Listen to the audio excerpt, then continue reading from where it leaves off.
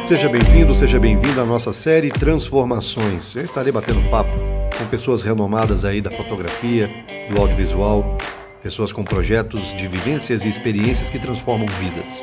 Então teremos muitas histórias bonitas e interessantes aí para serem ouvidas. Pega um café, se ajeite na cadeira e vem comigo. Abraço. Salve, salve. Aí, vamos ver quem está chegando. Ah, legal, Rumos e Rotas, eu não sei, é o Jadir, o Cristóvão, não sei quem é, que está aí do outro lado, mas obrigado, viu, Jadir? Obrigado, Cristóvão, pela presença. Dani, aí, o Andrei já está chegando, vou colocar ele aqui para entrar já na tela com a gente. Deixa eu ver alguém mais aqui. Deixa eu ver alguém mais que já deu aqui um olá aqui pra gente. Aê, rapaz. E aí, meu grande amigo? Tranquilo, meu brother. Como é que estão as coisas? Tudo bem, Joia, cara. graças a Deus. Estamos seguindo, vamos né? Colocar aqui. Bicho, o momento tá confuso, né? Você sabe que eu tô sentindo falta da minha barba olhando a tua aí, viu? Brincadeira. Ô, velho, nós dois, né? Eu ia falar assim, a gente tirou a barba pra fazer a live, né? Mas ó, o Luiz Villanova, que é um cara que entende de beleza, entrou aqui e falou: o cabelo tá bonito hoje, Andrei. Ele tá falando isso. Ele entende de beleza mesmo? Você tem certeza? Ele é especialista nesse assunto de beleza, dessas coisas. Não, acho que ele não é, não. A opinião dele não tá muito batendo com a minha, não. Tô brincando. Tudo bem? Prazerão, meu amigo. Prazerão, Prazer. cara, ter Prazer. você aqui sem essa barba, né? Com a live de hoje. Vamos fazer um bate-papo super bacana hoje. Para quem está aí chegando agora, né, o tema da live é transformações. A gente vai falar um pouco dessas atividades, dessas viagens que a gente faz aí, que são mais intensas, né? O que elas promovem na nossa vida, né? As transformações que elas promovem e, de certa forma, onde começa, onde tudo começou, qual foi aquela que marcou mais, onde realmente teve aquele estalo, aquela coisa de que, nossa, cara, eu realmente estou enxergando coisas aqui que estão me deixando um pouco confuso e eu preciso aí me conhecer melhor. E brigadão pelo convite. Olha, eu queria que você se apresentasse. Eu não vou te apresentar não, porque senão eu vou ter que ficar lendo aquele currículo extenso que você tem, e o que eu coloquei no Stories. Eu falei, não, eu tenho que resumir. Sabe o que eu fiz, cara? Eu peguei a metade dele e apaguei. Eu falei, não vou dar, não cabe, no Stories não cabe. Se apresente pra gente, Andrei. Poxa, obrigado pelo convite, uma honra estar aqui, Antônio. Bom, é difícil a gente se apresentar, né? Eu também não sei quem eu sou direito. Eu tô me descobrindo novamente nesses últimos 5, 6 anos. Eu digo que eu não sou fotógrafo, eu estou fotógrafo. Trabalhei 25 anos como diretor de arte, com publicidade, desenho gráfico. Projetos muito ligados na área de identidade visual e também na área editorial. Mas a fotografia sempre teve na minha vida, sempre escrevi também, era redator. E de 5 anos para cá eu resolvi chutar o balde, como a gente diz, né? De uma maneira não muito contundente, mas dar uma guinada na minha vida e reposicionar a forma como eu entendia as coisas e como eu buscava o meu propósito. E foi nessa guinada que eu redescobri a fotografia e comecei a dar vazão mais a isso.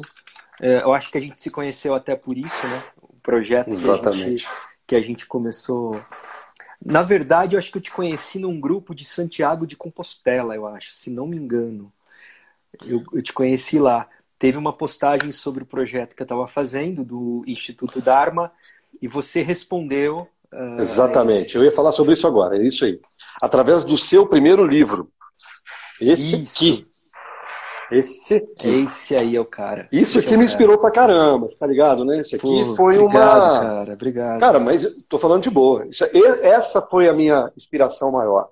Esse livro aqui, galera. Quando você postou, era um financiamento coletivo, não era? Isso. E aí eu falei, cara, é o que eu tô querendo fazer. E aí eu entrei, cara, em 2015 isso aí abril. ainda, hein? 2015, 5 anos. Foi 2015? Não, foi? 2015. 2015. Olha, 2015. então eu estava com o projeto empacotado ainda, cara, porque o meu projeto, ele realmente, ele foi sair aí, desabrochar no final de 2000, no segundo semestre de 2016. Que eu tirei ele do papel, tirei da cabeça, botei no papel e fui para a rua. Foi depois de agosto, setembro de 2016. Sim. Caraca, então ainda demorei ainda para ter coragem de fazer. Não, acho que é um processo longo, né? É um parto, né? Um livro é um parto, né? Você tem que Sim, parir. sim. Então, eu acho que é isso. Eu acho que muito provavelmente o nosso livro ele saiu em dezembro de 2015. Então, é isso aí. Foram 6, 7 meses aí para você fazer o teu. Mas eu acho que isso aí já estava lá. Você já tinha me falado, né? Essas ideias já estavam lá, né? Não, as ideias já estavam. As ideias já estavam. Desde 2000, que você falou do processo de transformação. O meu começou em 2014 também, se a gente for analisar, 6 anos, né? Então a gente está. Quantos anos você tem, Andrei? Cara, eu tenho 46. Tu tem 45. Então, exatamente, cara, é a crise dos 40? Não sei, mas eu tô com um Crise dos corpinho 40. de 53, cara. Não sei. Não, eu engordei um pouco, mas eu tô mais ou menos com um corpo de 45 ainda. Mas se tiver uma oitentena, eu acho que aí eu chego nos 50, 60 rapidinho.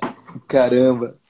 Não, a gente tá mais ou menos. Eu não sei se é crise dos 40, eu não acho que foi uma crise. Na verdade, se você entender crise como um momento importante de mudança, de evolução, que Sim. pede que você mude, sim, foi uma crise. Mas para mim foi uma oportunidade, né?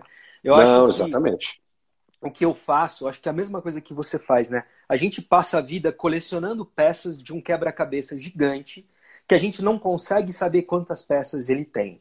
Então, você vai colecionando peças. De repente, em determinados ciclos se fecham e você consegue entender um desenho que está se formando ali. E eu acho que esse desenho, conforme ele vai se formando, você vai conseguindo associar outras peças. Eu acho que com 40 anos eu fiz isso. Eu juntei um canto desse desenho. Então, vou até completar então. Você me deu até um insight aqui, porque na verdade eu acho que a gente compra os envelopinhos de figurinha da nossa época e dentro tem pecinhas de quebra-cabeça. Até os 40 a gente comprou um monte de pacotinho, mas não sabe nem montar. Mas ainda tá faltando peça pra caralho pra gente encher o design, entendeu? Por aí, cara, por aí mesmo. Ainda Por aí, falta por aí. muito pacotinho para ser comprado. Então eu acho que é bem por aí mesmo. É, E, por cara, aí. a série que eu quero aqui é trazer exatamente isso, cara, as transformações que a gente passa nesses ambientes, Claro. nessas oportunidades, né? E você, desde esse livro, né, para quem chegou agora, o Dharma, é do Instituto Dharma, Isso. tá? Você hoje é presidente dele, cofundador, mas hoje você é presidente dele, né? Eu sou E vice-presidente hoje. A gente vice-presidente? eu fui presidente por 2 anos. A gente tem uma Uhum, diretoria, um conselho. Eu fui presidente logo que a gente fundou por 2 anos e cada sim. 2 anos a gente altera. Hoje eu sou vice-presidente Isso, e a uhum. Karina é presidente. A Karina Oliani.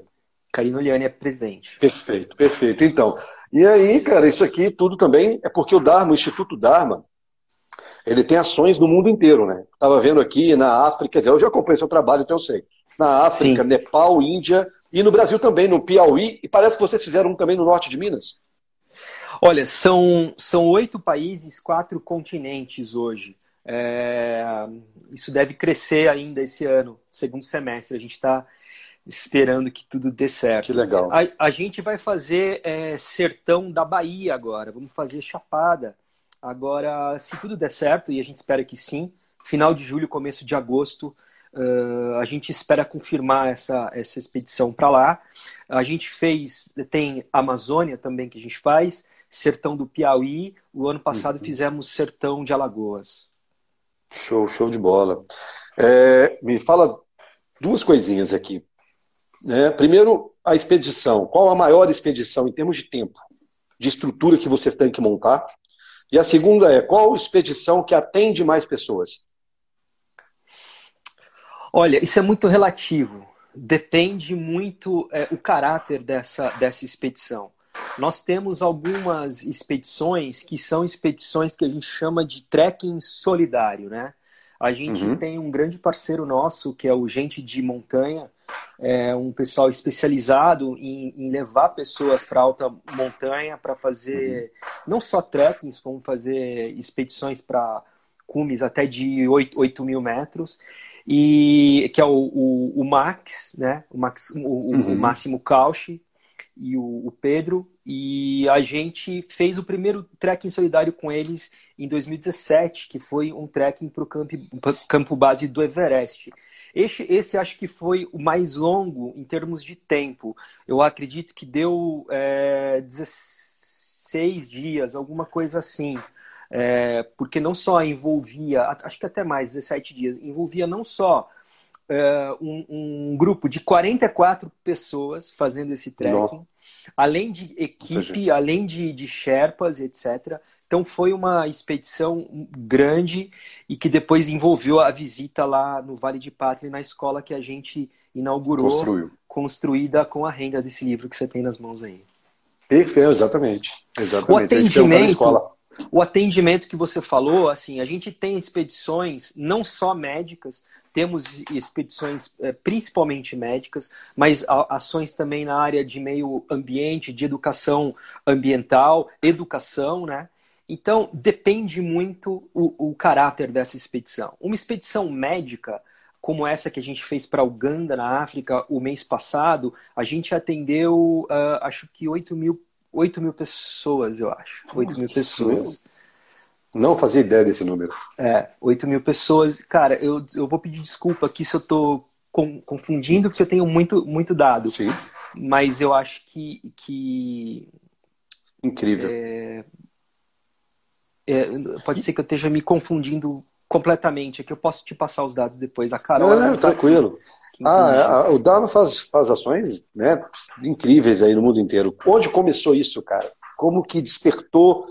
Você falou, caramba, eu estou lá atrás, um designer gráfico numa empresa, sei lá, numa agência, não consegui decorar o seu currículo, onde você estava, e de repente você falou assim, cara, agora eu quero viver coisas novas aqui. E o que foi aquela chavinha que você falou assim, velho, tô precisando viver isso, cara. Tô precisando viver mais isso aqui para encontrar isso aqui para mim. Teve alguma viagem especial ou algum toque? Cara, eu costumo dizer que, assim, já falei isso mais de uma vez, que a vida sempre te manda um chamado, né? Ou ela te manda uma coisa maravilhosa, uma bênção, ou ela te dá uma porrada. No caso, a vida era o Muhammad Ali e me deu um soco, um gancho de direita, e eu caí na lona. Então, eu tive um problema pessoal na minha vida que fez eu questionar o que eu estava fazendo dela. Eu era sócio de uma agência de publicidade e eu era workaholic e eu trabalhava demais e eu não tinha tempo para mim, eu não tinha propósito e eu só trabalhava. E aí, isso já essa sacudida que a vida me deu fez eu pensar um pouco o que é que eu estava fazendo. E eu já comecei a perceber que as coisas estavam erradas, que tinha alguma coisa que não estava fechando a conta ali. Depois, em 2014, eu tive 2 filhas, né? E aí, essas 2 filhas que chegaram, elas abriram os meus olhos de uma maneira definitiva, onde eu disse, tem alguma coisa muito errada e agora é a hora de eu mudar isso, né? Mas o processo não é simples, porque você está mudando o carro, você está trocando a roda com o carro andando, né? Então, não é simples, porque você não pode jogar tudo para o alto simplesmente. Você tem responsabilidade, você tem a conta de água, de luz para você pagar no final do mês. Então, a ideia é você pegar o repertório de conhecimento que você tem e ver como você pode reorientar os talentos que você tem, o que você sabe fazer para alguma coisa que te traga mais prazer. Então, eu sempre, se não fotógrafo diretamente, trabalhando, fazendo foto, como diretor de arte, eu estava sempre olhando imagens, definindo como eu precisava daquelas imagens, como eu queria aquelas imagens, aplicando aquelas imagens junto a fotógrafos, etc. Então, eu sim trabalhava com foto. Eu resolvi pegar isso, somar a esse amor que eu tenho pela escrita e usar isso para ajudar. E eu comecei a fazer esse primeiro projeto do Dharma. Falei, eu nunca mais vou colocar a minha energia num projeto que eu não acredite 100%. Eu só vou pôr a minha energia em coisas nas quais eu acredite de fato. E o primeiro projeto que eu tinha era esse, de pegar umas fotos que eu tinha de 8 anos atrás, transformar essas fotos num livro e reverter a venda para ajudar as vítimas do terremoto no Nepal, no terremoto de abril de 2015.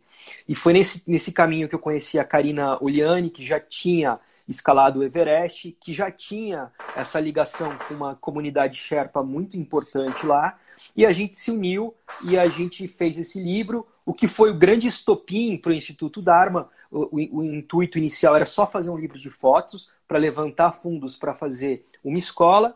O fato é que esse projeto alcançou muito mais gente, a gente conseguiu dobrar a meta de financiamento, o que fez a gente ter um saldo restante. E a gente pensou, o que a gente faz com isso? A Karina, além de ser maluca e escalar as montanhas que ela escala, tem um dia que ela está na asa do avião, tem um dia que ela está abraçando crocodilo em algum lugar, ela é médica, né?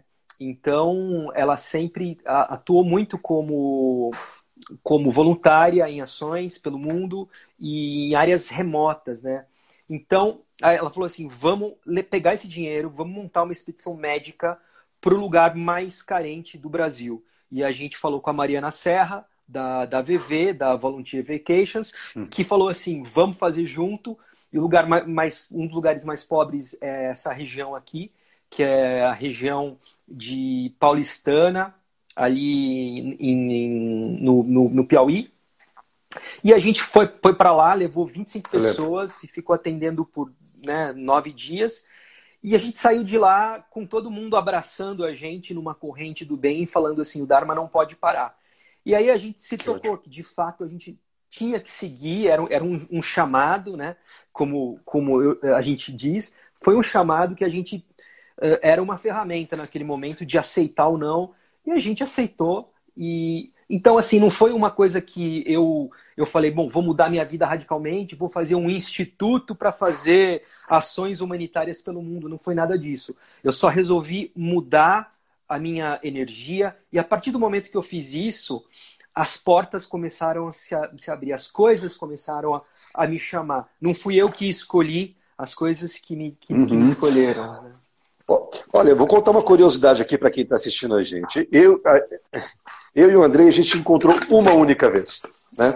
E por coincidência, muito maluca essa história. Bizarro. Antes de contar, contar essa história, eu vou falar o seguinte. Então, como a gente nunca conversou, nunca tomamos o nosso chopp junto para bater um papo, ainda, a sua história é muito semelhante. Por enquanto. Ainda. Por enquanto. Cara, a sua história é muito parecida comigo, porque em 2014 foi a chegada do meu menino também. Foi ele que bagunçou o coreto todo, velho. Eu falei, cara, eu preciso ser uma referência para esse menino que tá chegando, bicho. A referência minha, do jeito que eu tô vivendo, cara, não tá legal, bicho.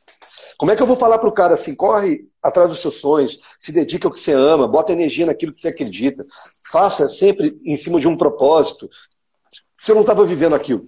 E aí, cara, eu fiquei com aquele senso de responsabilidade muito grande nas minhas costas. Eu falei, cara, eu preciso. Só que aí eu ainda bati cabeça, saca? Eu ainda bati um pouco de cabeça, aquela coisa da ansiedade de querer fazer alguma coisa, de não me bastar. De não me bastar, na verdade é essa. Então essa é mais uma coincidência que a gente descobriu agora aqui nessa live. Mas o nosso encontro, cara, foi muito legal porque aí eu lancei o segundo livro, que foi a minha ida para a Itália.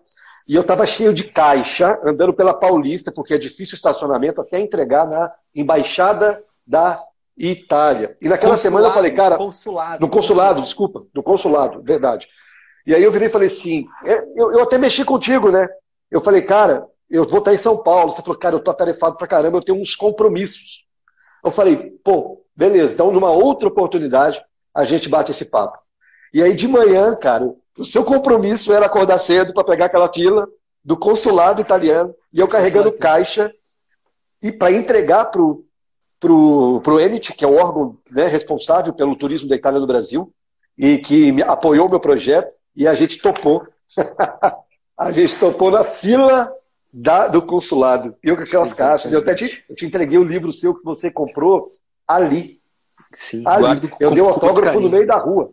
Sensacional, sensacional. Foi isso mesmo. O pessoal fala, dá um autógrafo, né? Parece até a estrela. Não, mas, pô, cara, eu quero uma assinatura. Vamos falar assim, no meio da Paulista, cara. Foi uma honra. Foi muito... Como é que a gente tinha que se encontrar, né? Naquele momento ali, a gente não teve como bater papo, mas...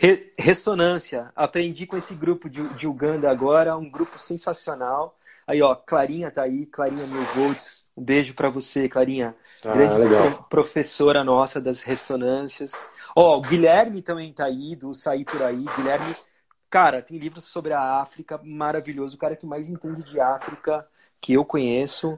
E, ó, o pessoal dos Seven Sherpas também tá aí, nossos amigos e parceiros. Então, cara, foi uma ressonância incrível a gente se encontrar naquele dia e muito legal. E nada é por acaso, a gente tá aqui agora, né? Sem dúvida, cara. Sem dúvida. Eu falo que esse livro, ele realmente, assim, ele fica num lugar muito destaque, porque isso aqui me deu muita coragem para poder meter o pé mesmo no projeto, sabe? Eu sou um cara, sempre fui um cara corajoso. Mas é o que você falou, bicho. Enquanto você tá sozinho no mundo, você sai da África e vai pra Rússia a pé, velho. Quando você tem outras pessoas envolvendo aí, cara, filho, esposa, casa, um monte de coisa aí envolvendo, você tem que pensar muito, né, em qual passo que você vai dar e qual passo primeiro que você vai dar. Então, assim, esse projeto foi muito importante para mim, tanto que quando vocês fizerem isso aqui, eu quero que você fale sobre esse aqui. Maravilha. Esse aqui. Sensacional, bicho. Se vocês estão assistindo a gente aqui, ó, Dharma, os livros, cara, eu não sei nem se tem ainda à venda. Esse eu acredito até que não. Tem sim, tem. Cara, é sensacional, bicho. Todos os dois. Me conta, aí como chegou-se nesse segundo, porque você... A ideia foi iniciar aqui, sobrou dinheiro, foram pro Piauí. Isso. Fizeram uma ação no Piauí, e aí veio isso aqui. Como é que foi? Conta aí. Tô até colocando aqui, ó. Vou até colocar aqui Instituto _ Dharma, ó, para quem quiser, eu postei aqui. Esse é o perfil do Instituto. Quem quiser conhecer mais, vai poder entrar lá e ver tudo. Então, esse primeiro livro que você mostrou, ele não tinha o intuito de ser um instituto, de ser nada maior, era um livro. Só que esse segundo que você pegou, o último, ele já tem o corpo do Instituto Dharma. E aí a gente percebeu como é importante a gente registrar, tangibilizar as ações que a gente faz. É difícil entender o que a gente faz. Então, quando você vai para o Nepal, para a Tanzânia, para a Venezuela, para a Fiji, para tanto lugar, fazendo, Uganda agora, esses projetos, a gente registra essas ações, mostra essas comunidades que a gente visitou, e isso acaba virando um grande portfólio do que é que a gente faz. E as pessoas entendem isso. E acho que é uma grande chance da gente colocar, dar voz àquilo que a gente acredita, colocar as ideias que a gente comunga, etc. Então, esse último livro ele já foi feito com a participação de 10 fotógrafos, todos eles voluntários, que foram voluntários do Dharma, pessoas que estiveram nessas expedições, que participaram, e sempre a gente vende, 100% da renda é revertida para as nossas ações, né? Sensacional. Esse segundo livro foi... Desculpa, pode falar. Pode falar, não, pode falar. Não, esse segundo livro, assim, que acho que é a coisa que mais me toca, claro, né, além da gente ter uma pluralidade maior que representa melhor o que o Dharma faz, porque o primeiro livro só tem Nepal e Índia, né? E agora o segundo já tem Brasil, né? Já tem Sertão do Piauí, já tem Monte Roraima, que a gente foi também num trekking solidário com gente de montanha. Então, eu acho que ele representa melhor o que o Dharma é hoje. E a grande honra do Dalai Lama ter escrito o prefácio desse livro. Quando a gente conheceu, a gente teve a chance de visitá-lo. A gente faz um trabalho lá no hospital que ele montou, lá na Caxemira, em Leh. E aí a gente teve uma audiência e conseguiu esse contato que depois, uns 6 meses depois, a gente conseguiu esse prefácio, que apesar de curto, pesa bastante pra gente. Não, mas deixa eu te falar uma outra coisa. Você tá falando aqui, eu tô lembrando. Eu falei que eu não tenho tenho coragem de partir para cima, de ir e tal, de fazer, né, e eu também sou sonhador, eu falo que eu sou um peregrino sonhador. Quando eu vi somos dois. Quando eu vi que o Dalai Lama tinha escrito o prefácio, cara, você não tem noção o que eu fiz de movimento. Só que não foi, não fui atendido. Eu queria, eu queria Você queria. que o Papa escrevesse o prefácio do meu livro da Plantígena, já que eu ia chegar no Vaticano. Cara, Bicho, eu super. movimentei. Não, Claro. eu tentei, eu movimentei, eu fui pro tal, por aqui, eu fui mexendo, cara. É lógico que eu não consegui e tal. Lógico Mas nada. assim, mas eu Lógico nada. movimentei. Você não conseguiu ainda. Ainda, mas na época eu Ainda. pensei, caramba, cara, eu vou tentar. Eu estou te falando como o projeto de vocês me inspira muito. E eu falei, cara, eu vou tentar, vai que, entendeu? E eu comecei a fuçar. Então, porque, né, a gente não pode abrir mão daquilo que a gente sonha e acredita. Às vezes não dá certo. Mas talvez não dá certo naquele momento, né? Como você falou, às vezes é uma coisa futura, um outro momento, um outro ganho, uma outra resposta, né, pra gente. Mas olha só, foi você falando do Mas, Dalai, eu cara, lembrei dessa. eu vou te falar uma coisa. Eu tenho poucos ídolos, pessoas que eu falo assim, cara, Aham, esse cara é o cara, ou essa mulher é a mulher. Poucas uhum. pessoas, não tenho muitos. Amir Klink é um deles. Amir Klink é um Sim, cara também é meu. que eu respeito muito, muito, muito, pela postura dele, é, sempre muito balizada, sempre muito inteligente nas observações dele, sem afetação, sem, né, etc.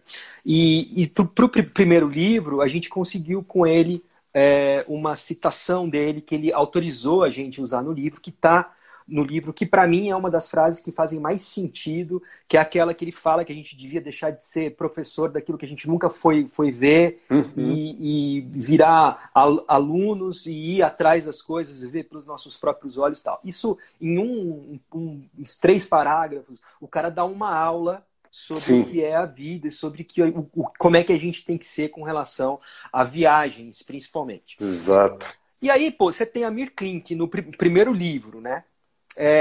Eu fiquei pensando pro segundo, quem é que você vai chamar, né? E eu acho que tem que ter também uma conexão com o trabalho que você fez. Essa região que a gente foi marcou muito a gente. E o Dalai Lama, ele sempre foi uma referência. Eu tive a chance, já tinha tido a chance anteriormente, em 2006, de encontrar com ele pessoalmente em São Paulo, quando ele veio, num encontro muito rápido, e foi uma coisa de ressonância também, de conseguir apertar a mão dele, estar nessa presença dele. E depois, em 2017, eu vim encontrar com ele, 11 anos depois, lá na Índia. Então, eu pensei que o não, eu tinha já, o não era certeza. Agora o sim era uma coisa que eu teria que buscar. E o mais legal de tudo isso é que o livro estava entrando na gráfica e a gente não tinha nada. E eu recebi uma ligação às 4 da manhã de um cara lá da Índia, que é um cara que estava me ajudando, e falou: ó, entra no seu e-mail agora, liga para esse telefone agora, que é o secretário dele, ele precisa falar com você. Então eu acordei na madrugada, liguei, o cara falou comigo e algumas horas depois chegou no meu e-mail o Nossa, texto com sensacional. brasão do Dalai Lama, sabe? Uma coisa Meu Deus. que arrepia mesmo, né? Não Então, sei.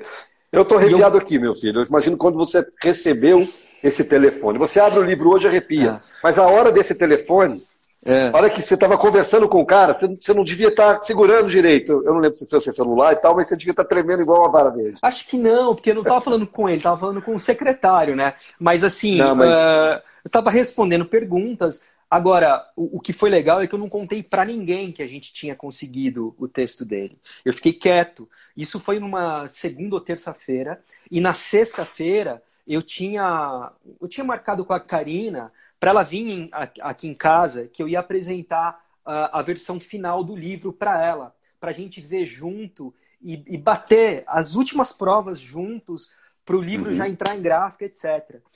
E aí eu não falei nada para ela desse texto. E ela chegou, eu mostrei o livro, as fotos, e ela curtiu, a gente foi fazer um brinde para comemorar o que o livro estava pronto. E aí ela falou, alguém acho que perguntou, e o negócio do Dalai Lama não deu certo, né? Ela disse, acho que não era para ser. Eu falei, então, eu tenho uma notícia para te dar. E aí entreguei a carta impressa com o brasão dele em cima. Cara, aí foi uma comoção Com certeza, sensacional. com certeza. Foi um momento... Eu digo sempre, não é pelo fato em si de você dizer, temos um livro que tem o Dalai Lama participou. É claro que a gente parece que recebe uma chancela do tipo, vocês estão no caminho certo. Mas Exatamente. né? Eu Sim. acho que a gente... É um ponto importante também. Não é só ele, mas é um ponto importante. Eu acho que a gente atrai aquilo que a gente merece, aquilo que a gente ressona, né? Então, mas para mim, o mais importante, o que mais me honra é perceber, de repente, que você está numa trincheira com pessoas desse porte, sabe? Junto com pessoas como ele, lutando pelas mesmas coisas. Isso faz eu me sentir muito, muito bem, muito forte. Sensacional. André, eu vou te falar uma coisa.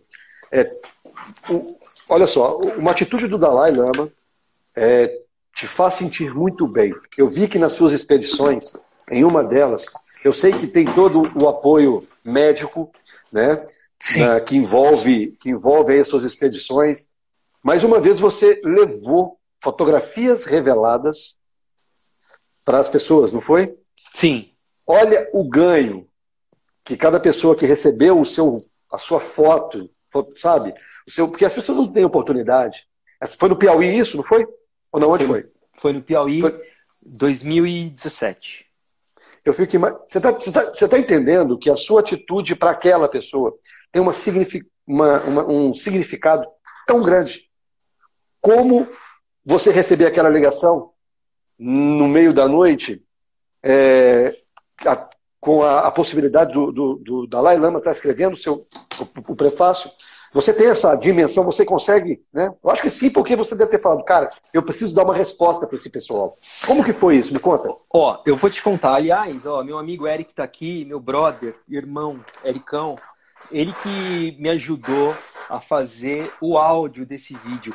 Lá no IGTV, quem for lá no meu IGTV, tem um pequeno vídeo, acho que de uns 2 ou 3 minutos, que mostra exatamente essa ação que você está falando.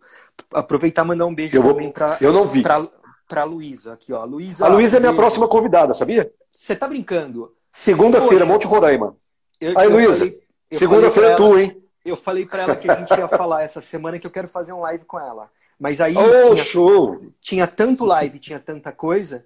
Mas, Luísa, semana que vem eu vou fazer um com você. Tamo junto. André, eu nem olhei com quem que a gente está concorrendo, meu amigo. Senão eu ficava louco aqui, porque o que tem de live acontecendo, eu nem olhei. Eu falei, cara, 5 horas da tarde, sexta-feira, feriado. Cara, é essa a nossa pegada, sacou? E nós vamos mostrar, tem pessoas que vão estar aqui interessadas no que a gente tem para falar. Sim, claro. Porque a concorrência está gigante aí na internet, cara. Cara, e Luísa, segunda-feira. Nem vejo por esse lado de concorrência, não. Eu acho que existem assuntos que são relevantes, né? E a gente leva, e quem tiver a fim de ouvir, legal. Sim, exatamente. Cara, mas me conta mais da foto. Essa história foi muito legal, porque foi o seguinte, foi uma ação com a Canon e foi muito legal. A gente foi para a primeira vez para o sertão do Piauí em 2016 e são comunidades que vivem abaixo da linha da pobreza. Então, é uma realidade bastante difícil, bastante dura, e a gente... Eu levo a câmera para registrar tudo que a gente faz e a gente tenta tirar a alegria que tá lá, que a gente vê, sabe? Pô, o nordestino, o sertanejo, ele é um povo com uma garra impressionante, sabe? Que quando os paulistanos, o pessoal do Sudeste e do Sul, a gente vê, às vezes, né, usando estereótipos para se referir a esses irmãos, a gente devia dobrar a língua e ir lá aprender um pouquinho mais com ele. Porque Nordeste não é só resort em Itacaré, na Bahia e lá em... Cara, Nordeste é muita cultura, cara. É um português maravilhoso, sabe? É uma arte maravilhosa, é uma música maravilhosa que a gente tem que aprender com esses caras, né? Então, quando a gente vai para lá, a gente leva um tapa na cara e aprende muito como as pessoas são fortes, como do nada eles conseguem sobreviver sem água, cara, sem água, não tem água. E as pessoas falam, por que eles não cavam um poço? Porque a água é salgada, então não adianta você cavar um poço, não dá para você beber a água, entendeu? Então, É forte. é muito forte. Mas, enfim, a gente registrou famílias, pessoas, etc. E no outro ano, um ano depois, a gente voltou para esses mesmos lugares. E a Canon apoiou a gente e a gente revelou, eu acho que umas 40 fotos que a gente escolheu de pessoas que moram nesses lugares. E eu fui atrás dessas pessoas, eu fui tentar achar essas pessoas e entregar uma foto para elas que eu tinha feito no outro ano. E foi muito legal. A gente, claro, não conseguiu achar todo mundo, mas a gente encontrou talvez umas 20 pessoas. E o que foi muito interessante para que várias delas, elas não conseguiam se reconhecer num primeiro instante. Quando você entregava a foto, ela demorava alguns segundos, às vezes, para falar, sou eu. Acho que até porque muitas dessas pessoas não têm a verdadeira ideia de como elas são, né? Elas não têm essa noção. Exato. Né? Então é uma coisa tão profunda, mas que ao mesmo tempo, depois que eu fiz essa ação, e foi muito legal, muita gente gostou, se sentiu feliz, abraçou e tal. Mas muitas pessoas não esboçaram reação também. Elas ficaram prostradas ali, olhando aquela imagem sem reação. Algumas pessoas disseram, nossa, como eu tô velho, sabe? Como eu tô... Então, existem dois filtros, né? E isso me ensinou bastante, que algumas fotos eu fiz preto e branco, porque uma forma de trabalhar a fotografia que me agrada muito, o preto e branco. E algumas fotos eu ampliei em preto e branco e levei para essas pessoas. Nenhuma das pessoas que recebeu a foto preto e branco gostou. Aquilo, de alguma maneira, para elas era ruim. O bom para eles é o colorido, é a cor, o que traz vida. Então você veja como às vezes a gente coloca um filtro nosso mais poético, mais artístico, que para eles é horrível. E eles falaram, mas por que não tem cor a foto? Então isso me ensinou muito, sabe? Porque só o fato de eu colocar preto e branco era um filtro meu, que eu estava dando em cima daquelas pessoas. Qual o direito que eu tenho de dar um filtro em cima daquelas pessoas?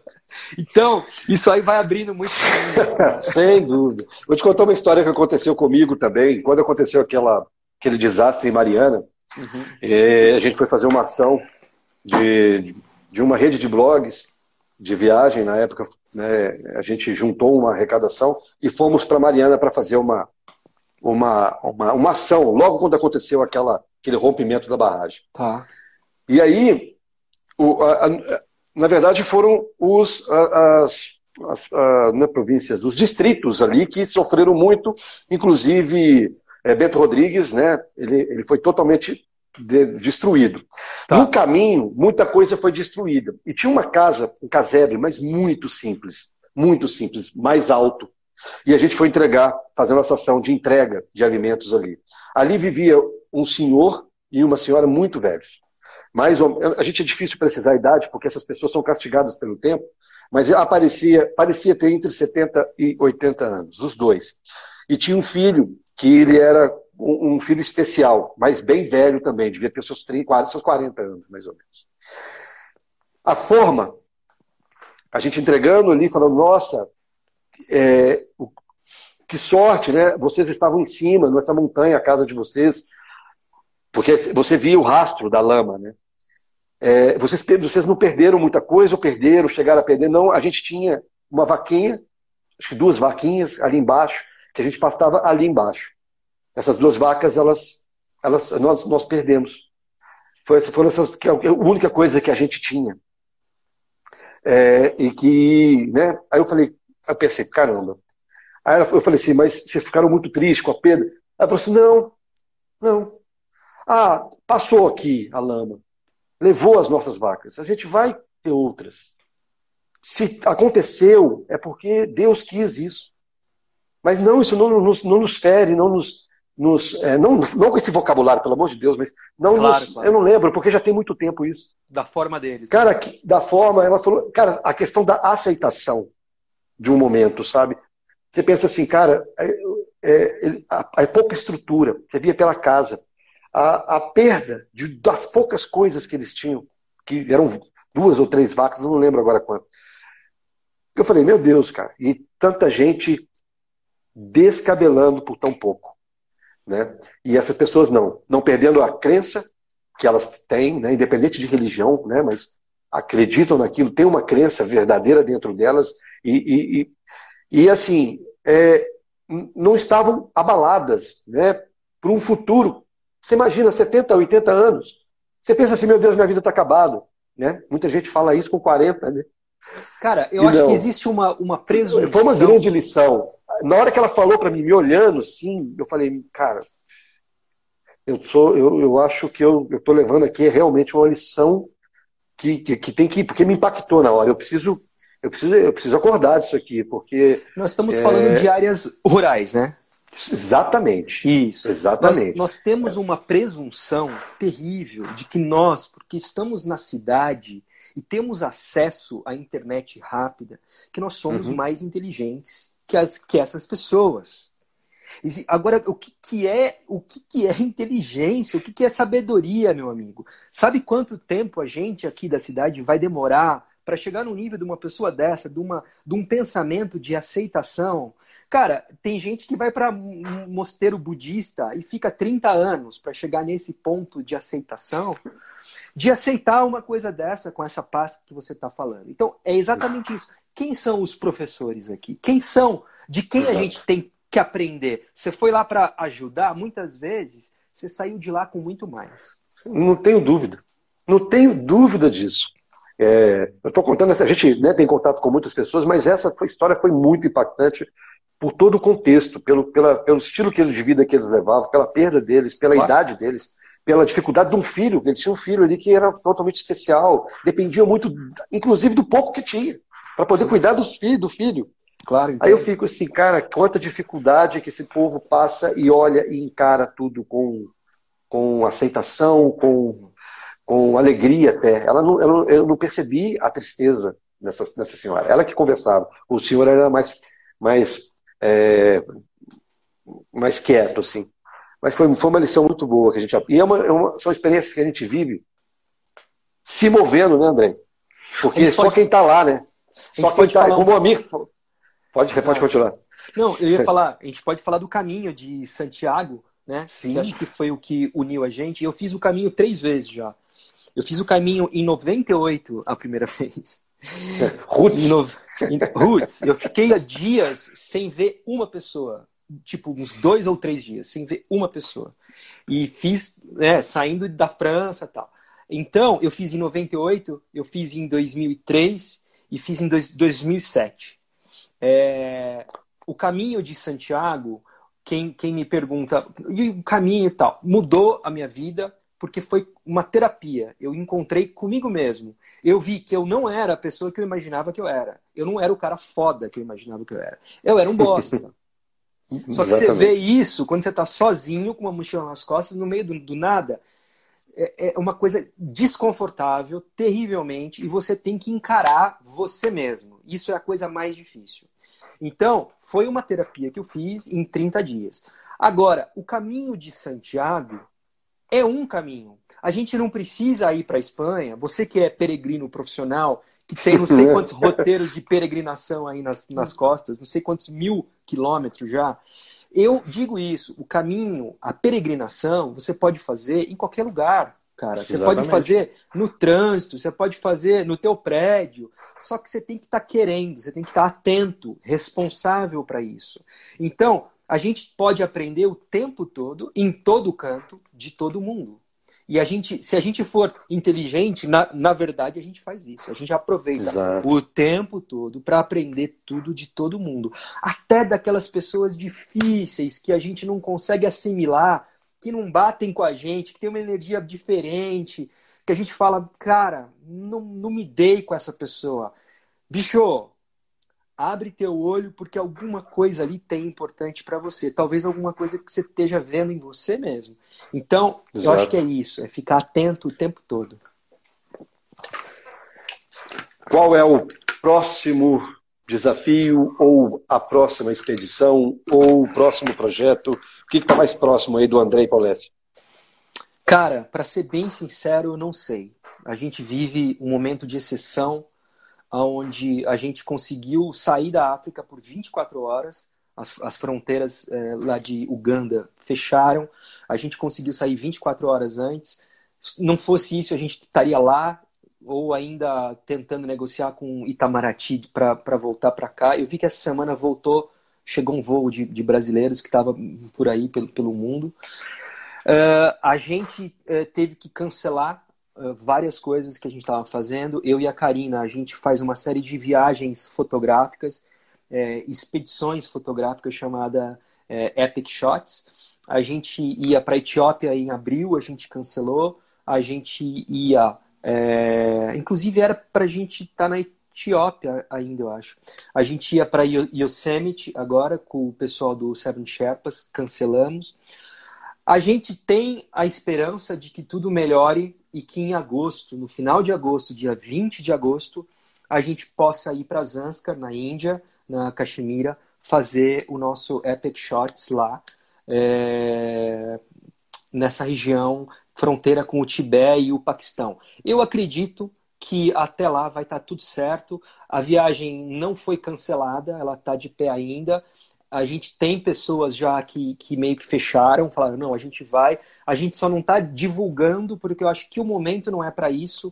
O momento é para a gente focar em falar para as pessoas se cuidarem e para as pessoas se protegerem. E depois que a gente tiver uma luz no fim do túnel, se tiver que acontecer, a próxima vai ser essa. É mais ou menos o que eu estou passando por aqui. A minha viagem para o Japão, para a Rota dos 88 Templos, seria agora em maio. Tá. E eu adiei, né, para agosto, para setembro. Agosto ou setembro, até setembro eu consigo fazer.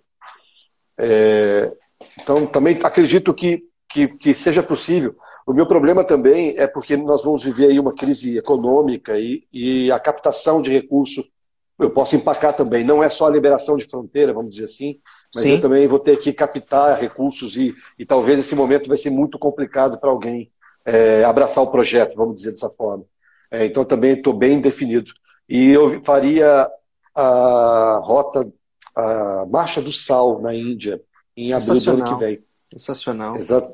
Então, Você seria você abril aí. conhece o livro do Érico Do Willer, né? Érico. O Érico vai estar aqui na quinta-feira, comigo na live. Maravilha. O trabalho dele é Exatamente, o Érico primoroso. Hiller. É, Aliás, é cara, um dos poucos fotógrafos que eu conheço, acho que aqui no Brasil, só o Edson Bandeira e ele que eu conheço, que foram para essa região de Zanskar lá fazer trabalho fotográfico. Ele faz um trabalho sobre a água no mundo sim, ele está sensacional. tá com um projeto, exatamente. Sensacional, Vou sensacional. fazer uma live com ele na quinta-feira que vem, Maravilha. na próxima quinta. Eu resolvi fazer uma semana de lives, né? Eu falei que eu tenho que abrir com o Andrei, né?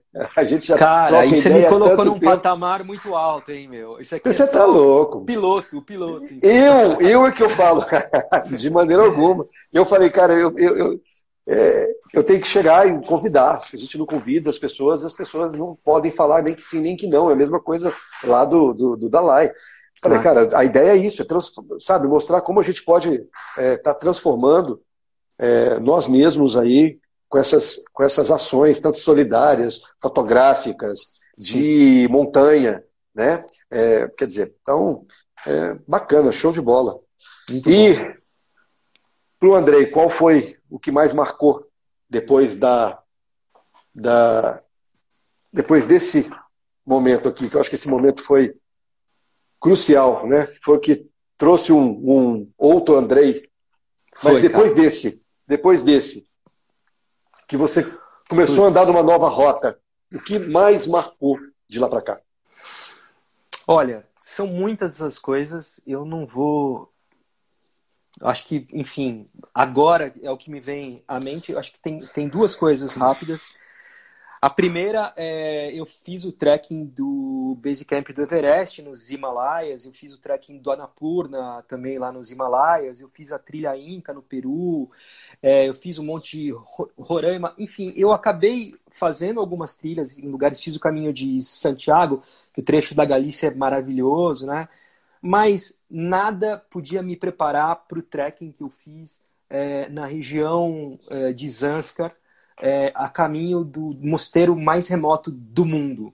É um lugar extremamente remoto. Para você chegar em Padum, de São Paulo, são 5 dias. Você faz São Paulo, Nova Delhi, Delhi, Leh.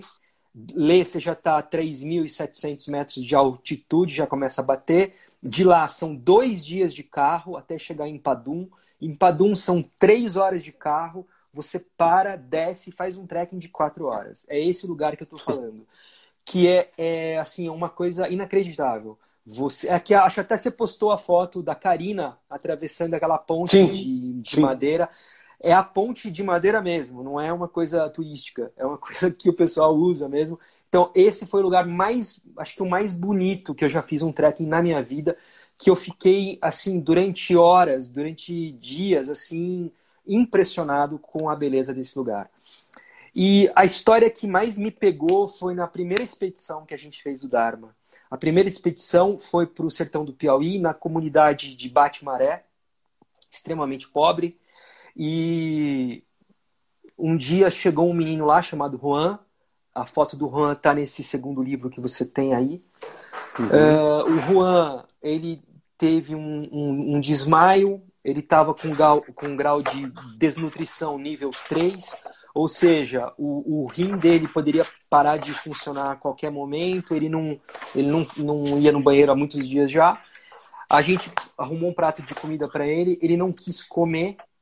E a pediatra do nosso grupo, doutora Karina Branco, chegou para mim e falou assim: Andrei, o Juan desistiu. E o Juan tinha 6 anos, que era a idade da minha filha na época. Ele pesava 11 quilos. E aí, essa história do Juan, para mim, foi muito difícil digerir isso, porque eu ficava o tempo todo associando ele com a minha filha. A gente encaminhou ele para uma cidade, acho que, sei lá, em Pernambuco, que era a mais próxima, a 2 horas dali. Depois de 3 dias, ele fez a primeira urina, e depois de 1 ano a gente visitou ele. O Juan tá super bem, ele tá vivo, seguiu em frente. Eu lembro dessa história. Seguiu em frente. Eu vi. Eu lembro dessa história. E então, assim, acho que isso pra gente é o nosso símbolo maior, o Juan, porque teve gente que já chegou a falar que esse trabalho que a gente faz é tapar o sol com a peneira, que não muda nada, etc. E aí eu conto essa história e digo assim: se a gente tivesse nessa expedição só feito alguma coisa pelo Juan, teria valido a pena. E é o que a gente sempre diz: todo início de expedição eu conto essa história para os médicos, para os voluntários. E aí todo mundo fala, realmente, se a gente salvar uma vida, se a gente amenizar o sofrimento de uma pessoa, já valeu a pena. E nessa expedição que a gente fez para Uganda agora, foi muito legal, porque diversos dias os médicos chegavam e falavam assim: Andrei, já achamos o nosso Juan, sabe? Apareceram vários Juans. Então acho que é isso, acho que é por aí. Eu acho que o nosso tempo de live tá acabando, a gente passa muito rápido, né, cara? Quando o papo é bom, cara. Muito bom, passa rápido. Aqui, olha, a Ana Graça aqui, olha só, especialista em Itália, falando, faladores falarão. Mas a gente vai ter sempre as pessoas que não querem sair daquele mundinho, né? Sim. E que só coloca a Silvinha aí. Silvinha. Aqui? Show. Querida, foi com a gente para a Índia. Mas a Ana, pode falar. A Ana é especialista em Itália, né? Sim, especialista em Itália. Mas você falou assim, me ajudou muito quando eu fui. Negócio do mundinho. Tá tudo bem. Cada um, e Sim. não que eu seja melhor. Cada um tem o seu tempo. Cada um tem o seu tempo de abrir os olhos para algumas coisas e seguir o seu propósito. Eu tô com 46, eu conheci jovens de 23, 24 anos que estão nas expedições comigo. Quer dizer, com 23 anos eu nem sonhava em fazer isso. Então, né? Eu falo mundinho porque é o mundo que só quer colocar negatividade no mundo do outro, entendeu? Ela não olha a vida não olha a vida que leva. Ela olha a grama do vizinho ali para poder sempre falar alguma coisa mal do que está acontecendo, ou falar que é fácil, mas não tem a coragem de se mover para fazer algo que acrescente, entendeu? Porque as pessoas que estão realmente mais preocupadas em ferir o projeto, as ações de outras pessoas, do que olhar para elas próprias, esse mundo é um mundo muito pequeno, né? Por exemplo, a da senhora de Mariana, o mundo dela sabe, é gigante. Então, vamos lá, viajar por aí, fantástico, muito obrigado. Eu vou falar aqui alguns nomes, gente, para agradecer, porque não vai ter jeito de responder. Pelo jeito, tem 3 minutos só de live. De Lourdes Paula, li seus livros, os meus... A amiga da minha tia de Resende Costa, leu meus... prazer, que ótimo, que bom que gostou. Voana, de Lourdes, Caridade, Cristo nos ensinou com atitudes, ótimo. Rumos em Rotas, muito, muito, muito, muito obrigado. Jadir, ou Cristóvão, que está por aí. Vamos lá. Dani Faraone, o Fábio Lima, Fábio lá de Teresópolis, meu amigo, sumido. Carmen Leite, tem muitas pessoas aqui. O meu dedo, eu troquei a tela do celular, não consigo nem arrastar, porque ficou ruim o contato. Caiu, eu tive que trocar, botei e não está a mesma coisa. Agradeço todo mundo que esteve aqui com a gente, o papo foi super, super agradável. Obrigado, obrigado mesmo. E eu tenho uma enorme, admiração pelo seu trabalho, Andrei, e eu fiz questão que você abrisse essa minha semana aí de conversas, justamente por essa admiração, por essa inspiração que eu disse aqui na live. E é isso, cara, bola para frente, cada vez mais aprendendo e cada vez mais levando aí tudo que a gente pode de positividade para o mundo, né, para as pessoas e tudo mais. Agradeço muito, cara, a sua presença aí com a gente. Espero que o pessoal aqui tenha gostado. Dá o seu alô final aí para tudo.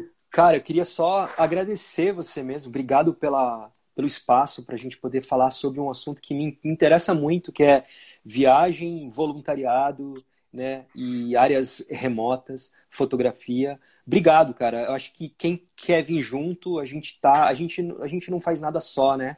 Então vamos aumentar esse coro aí para a gente poder mudar o mundo. Eu acho que cabe a gente fazer as coisas, né? Não adianta ficar esperando que não vai acontecer. Certo. Andrei, obrigado. Obrigadão, meu amigo. Valeu mesmo, pessoal. Muito, muito obrigado. Vou deixar essa live salva por 24 horas. Então, se vocês gostaram aí, compartilhem com os amigos, até para eles assistirem depois, tá bom? Andrei, um grande abraço, meu amigo. Obrigado, valeu mesmo. Tchau. Valeu, tchau, tchau.